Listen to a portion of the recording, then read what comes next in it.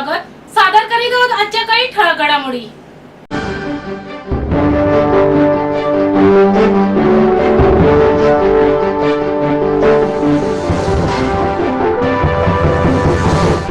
ठाणे शहरातील खंडणी विरोधी पथकाने उल्हासनगरमधील सितारा लॉजिंग अँड बोर्डिंगमध्ये वेश्या व्यवसायासाठी बळजबरीने ठेवलेल्या थायलंडमधील 15 महिलांची सुटका केली.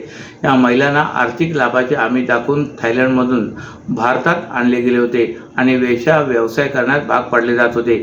खंडणी विरोधी पथकाला मिळालेल्या गोपनीय माहितीच्या आधारावर पोलीस निरीक्षक नरेश पवार यांच्या नेतृत्वाखाली पथकाने उल्हासनगर सेक्शन 17 येथील सितारा लॉजिंगवर छापा टाकला.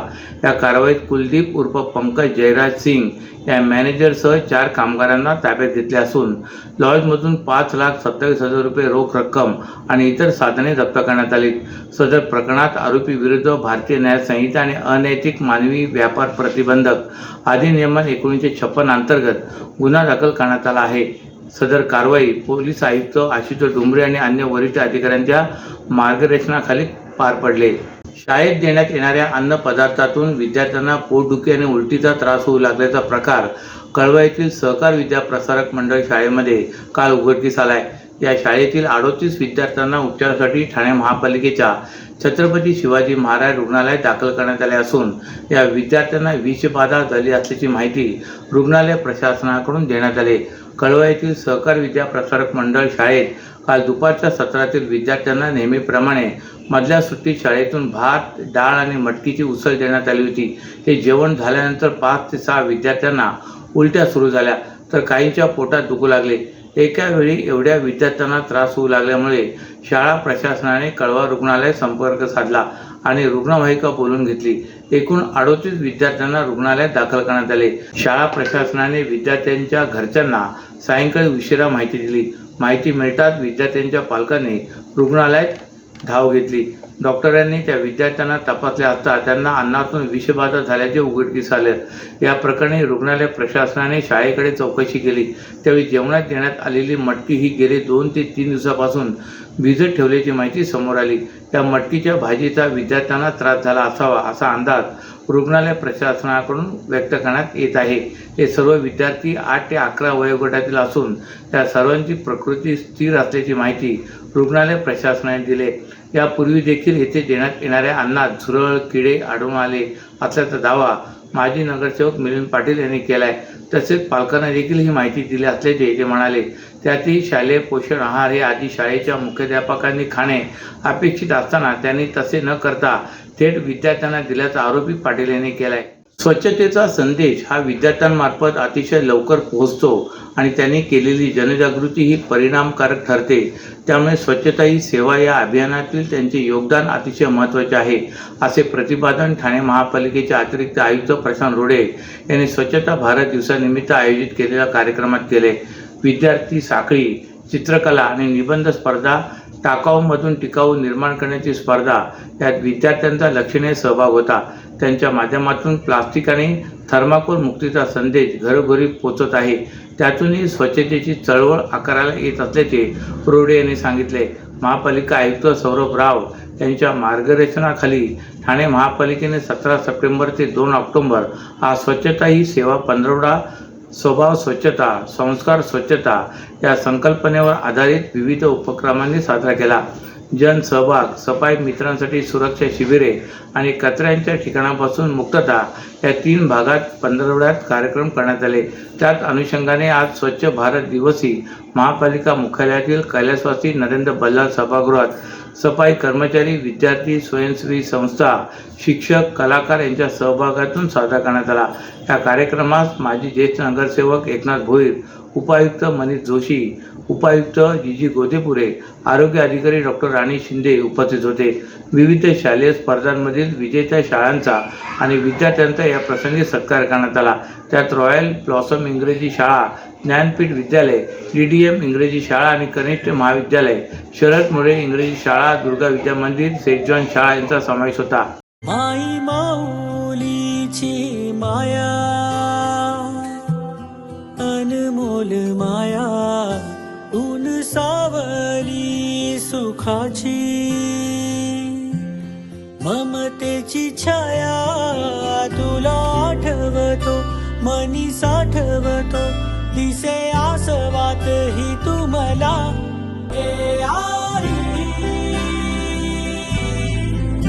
तू भासे ठाई ठाई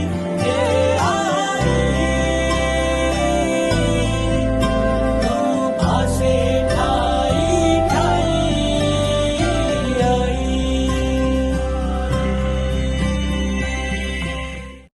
महाराष्ट्रातील भगिनींना आधार देणारी राज्य शासनाची मुख्यमंत्री माझी लाडकी बहीण योजना। या योजनेअंतर्गत अल्प उत्पन्न गटातील 21 ते 65 वयोगटाच्या भगिनींना मिळणार दरमहा 1500 रुपयांची मदत। अर्ज करण्यासाठी 31 ऑगस्ट 2024 पर्यंत मुदतवाढ। कुटुंबाचं वार्षिक उत्पन्न 2.5 लाख रुपयांपेक्षा कमी असलेल्या महिला पात्र। कुटुंबाकडे पिवळं किंवा केशरी रेशन कार्ड असल्यास उत्पन्नाचा दाखला आवश्यक नाही। पांढरं रेशन कार्ड असेल किंवा रेशन कार्ड नसेल तर कुटुंबाचं वार्षिक उत्पन्न 2.5 लाखांपेक्षा कमी असल्याचा दाखला आवश्यक। योजनेसाठीचा ऑनलाईन अर्ज नारी शक्ती दूत ॲप वरून किंवा पोर्टलवर भरता येईल। ज्या भगिनींना ऑनलाईन अर्ज भरता येत नसेल त्यांच्यासाठी अंगणवाडी, ग्रामपंचायत, वॉर्ड ऑफिस, सेतू सुविधा केंद्रामध्ये किंवा आशाताई बचत गटाच्या CRP यांची मदत उपलब्ध। आता आपल्याला अभिमानानं म्हणता येईल, सुखी आणि सुरक्षित आहे माझी लाडकी बहीण।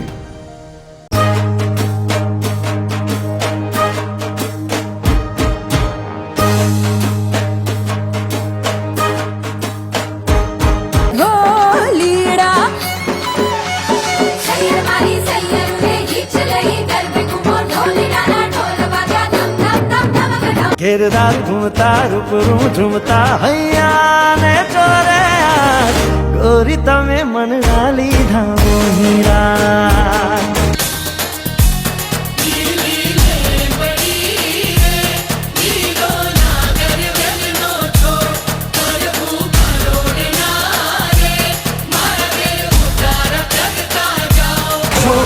तारा ओरे छबिला तारा ओरे रंगीला तारा रंग बेर जुए तारी बात रे।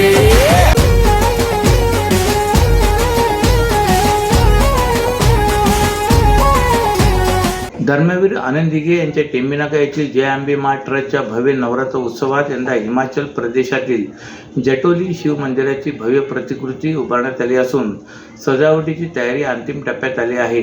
यासाठी मंदिराचा ढाचा उभारण्याचे काम वेगाने सुरू असून 200 कारागीर सजावटीचे काम करीत आहेत। जय अंबे माँ सार्वजनिक धर्मादाय विश्वस्त संस्थेतर्फे टेंबिनाका येथे भव्य स्वरूपात नवरात्र उत्सव साजरा केला जातो। शिवसेनेचे तत्कालीन जिल्हा प्रमुख दिवंगत आनंद दिघे यांनी या नवरात्र उत्सवाची मुहूर्तमेढ रोवली।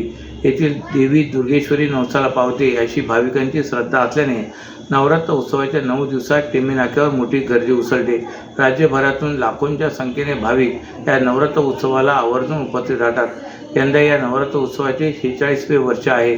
धर्मवीर आनंद दिघे यांचे शिष्य महाराष्ट्र राज्याचे मुख्यमंत्री एकनाथ शिंदे यांच्या मार्गदर्शनाखाली गेली अनेक वर्ष हा उत्सव त्याच दिमाखात व उत्साहात सुरू आहे।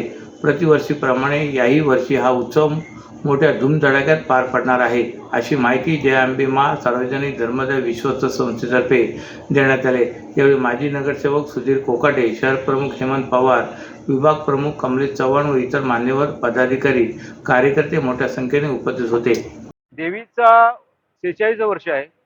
जय अंबे माँ सार्वजनिक धर्मदाय संस्था व आखेला धावणारी नवसाला पावणारी अशी दिघे साहेबांची देवी म्हणून अख्खे ठाणा जिल्हा असेल, पालघर जिल्हा असेल, मुंबई असेल, अख्ख्या महाराष्ट्रामध्ये प्रचलित आहे। म्हणजे असा कुठचा भाविक असेल, कुठची महिला भगिनी असेल या ठाण्यामधली, ठाणे जिल्ह्यामधली की जी ह्या देवीच्या देवीला नवसाला किंवा देवीचा ओटी भरायला येत नाही। आणि आता तुम्ही बघत असाल की हिमाचल प्रदेशमधलं जटोली हे देवस्थान शंकराचं जे प्राचीन काळापासून आहे, स्वयंभू आहे, त्याची प्रतिकृती आपण इथं साजरी केलेली आहे। आणि वरती कळस बघत असाल तर 121 फूट कळस आपण उंच केलेला आहे। हे त्याचं वैशिष्ट्य आहे खास। काय देवीकडे प्रार्थना असेल? देवीकडे प्रार्थना आमच्या सर्व मंडळातल्या कार्यकर्त्यांची म्हणा या ठाणेकर नागरिकांची म्हणा, देवीकडे एकच प्रार्थना आहे की मुख्यमंत्री एकनाथ शिंदे साहेबांनी या देवीचा जो उत्सव दिघे साहेब गेल्यानंतर जसा चालू ठेवलेला आहे, कुठे त्याच्यामध्ये कमी पडून दिले नाही। आणि आमची एकच मागणी आहे देवीकडे की महाराष्ट्राचे मुख्यमंत्री म्हणून पुन्हा एकदा या विधानसभेला शिंदे साहेबच असावेत, एकनाथ शिंदे साहेबांचंच नाव, एकनाथ शिंदे साहेबच मुख्यमंत्री म्हणून व्हावे तर त्यांना कमी कालावधी मिळाला आहे.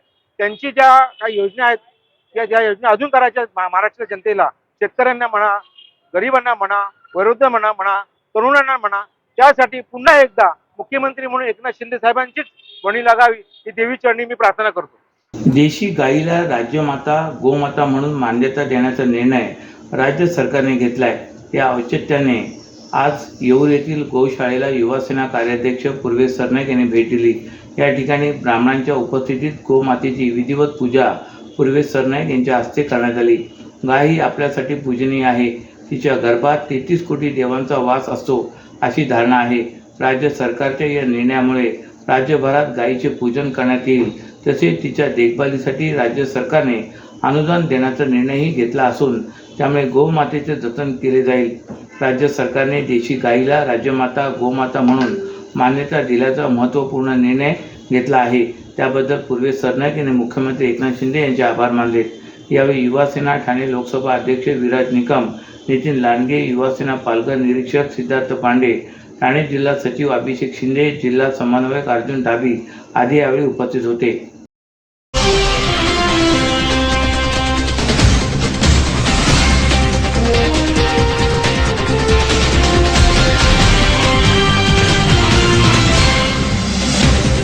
तर या होत्या आजच्या काही ठळक घडामोडी. तर पुन्हा भेटू याच वेळी याच ठिकाणी. ठाणे दर्पण या वृत्तवाहिनीचे प्रसारण YouTube वर पाहायला विसरू नका.